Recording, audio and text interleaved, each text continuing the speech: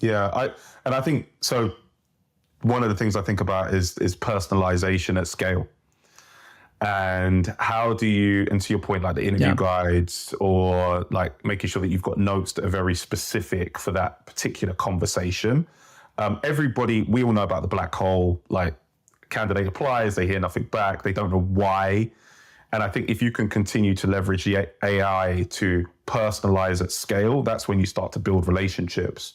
That's been one of the use case. Research for us is a big thing. So before you go into meetings or calls for the intake calls, you know the situation. So you save more time in that discussion, kind of level setting, right? Because that's always like 15 minutes of a call, right? At the start of it.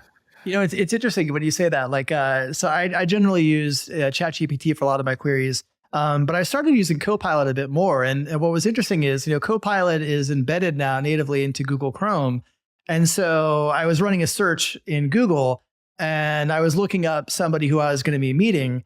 And I have a custom GPT prompt to create like a dossier or a profile on individuals that I'm going to be meeting with so I can learn a bit more about their background and not have to do that research manually.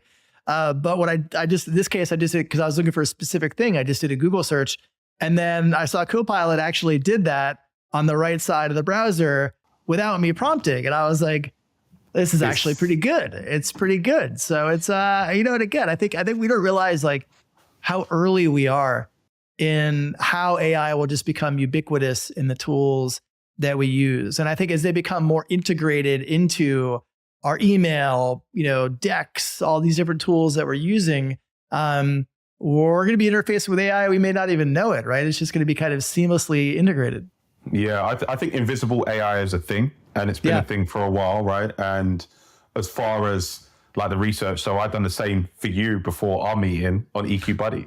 Yeah. So we use that for research all the time, and it pulled in, okay, like these are the things that Lars done with Amplifier. This is what you've done with Ticketmaster. These are and so you get a full picture. And obviously, like we've had conversations, and I'm aware, but it's like a nice refresher.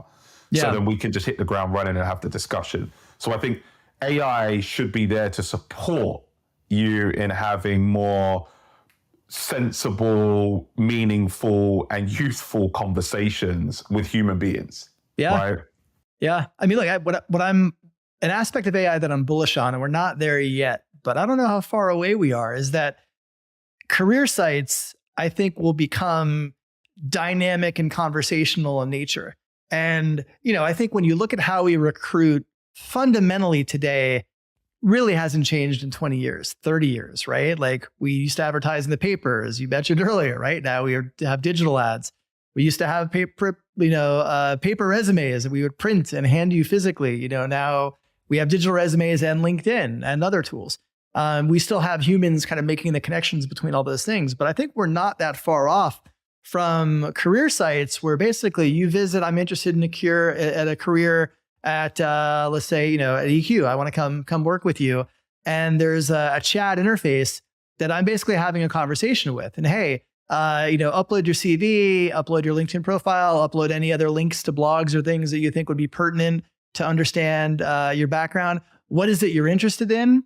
What do you like doing, right? Like, I think so much of the way that we recruit is like, let me look at a resume, which is usually a retrospective look at what you've done, and match that with a job description, which is an unrealistic, you know, overly dense things of wish list items that, you know, that this person will do, and making that connection. And I think in that near future where we're using conversational AI as part of the job engine, you know, through that conversational, maybe it's a 2 to 3 minute conversational chat, it will serve you up jobs that you knew that would be aligned with what you do, right? Like I'm a software engineer. It's going to show me some software engineer jobs, but it's also going to identify transferable skills based on my experience and my interest and aptitude that are probably jobs I might not have thought about. And it's like, hey, but actually these other jobs you would be a 70% match for or an 80% match for. And I think to me, like that's going to be the real kind of turning of the corner in recruiting, because we're not going to necessarily be so locked into like for like from a skills and job description standpoint. We are going to be able to identify potential fit for roles that open up new career opportunities to people. It broadens our talent pool. I'm excited for that. I don't have a timetable yet on that. But the way things are progressing, like, I don't think it's that far out. I mean, it may have sounded like science fiction 5 years ago. I don't think it is anymore. I mean, you're deeply embedded in HR tech. When do you think we're going to see something like that? Well, I think a lot of it is happening as we speak, and you know the big quote, right? The future's already here; it's just unevenly distributed. Yeah. And so there's somebody doing that right now, but Right. not at any scale.